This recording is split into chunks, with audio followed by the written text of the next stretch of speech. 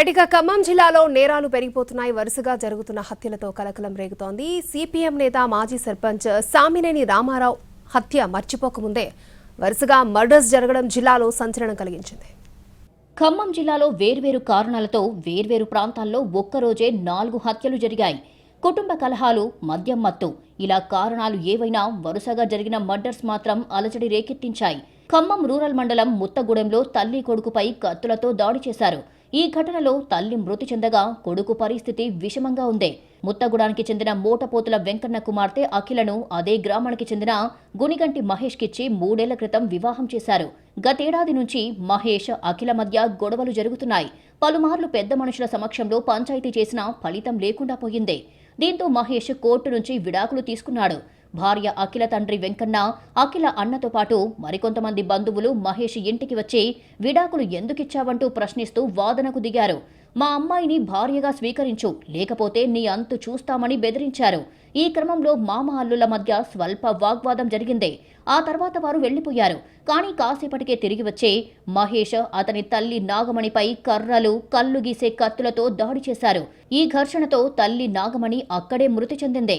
గాయాల పాలైన మహేష్ను స్థానికులు హాస్పిటల్కు తరలించారు. అతని పరిస్థితి విషమంగా ఉందని వైద్యులు తెలిపారు. మరోవైపు హత్య చేసిన నిందితులు మోటపోతుల వెంకన్న, మనోజ్, ఎల్తి వెంకన్న రూరల్ పోలీస్ స్టేషన్లో లొంగిపోయారు. మరోవైపు మద్యం తాగడానికి డబ్బులివ్వలేదని ఓ కసాయి కొడుకు కన్న తల్లినే కడతెచ్చాడు. ఈ ఘటన తిరుమలాయపాలెం మండలం కాకరవాయిలో జరిగింది. మధు అనే వ్యక్తి మద్యానికి బానిసై రోజు డబ్బుల కోసం తల్లి సుబ్బమ్మతో గొడవ పడేవాడు. ఆమెకు వచ్చిన పెన్షన్ డబ్బులు మద్యం తాగేందుకు ఇవ్వలేదని విచక్షణారహితంగా కొట్టాడు. ఆ తర్వాత ఆవేశంలో గొడ్డలితో నరికి చంపేశాడు. మధు మద్యానికి బానిసవడంతో భార్య, పిల్లలు వదిలేసి వెళ్లిపోయారు. ఇక తల్లాడ మండలం కలకోడిమలో తండ్రి కొడుకును చంపేశాడు. ఆదూరి రాజేష్, నాగరాజు ఇద్దరు తండ్రి కొడుకులు.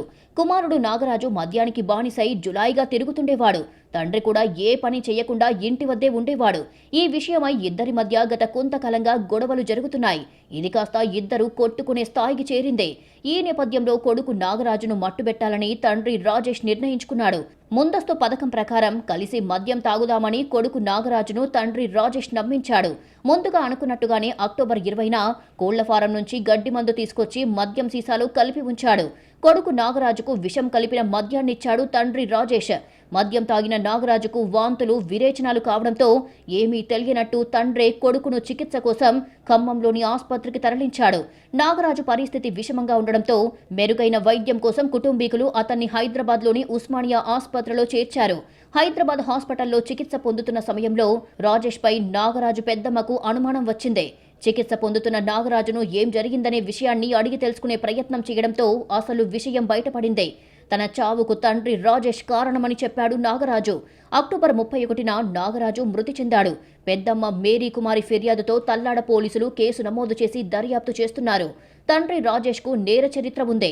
11 ఏళ్ల క్రితం పరాయి స్త్రీ వ్యామోహంలో పడి భార్యను ఉరివేసి చంపి ఆత్మహత్యగా చిత్రీకరించి జైలుకు వెళ్లి వచ్చాడు. ఇప్పుడు కన్న కొడుకుని మద్యం సీసాలో గడ్డి మందు కలిపి తాను తాగుతున్నట్లుగా నటిస్తూ కొడుకు చేత తాగించి హత్య చేశాడు.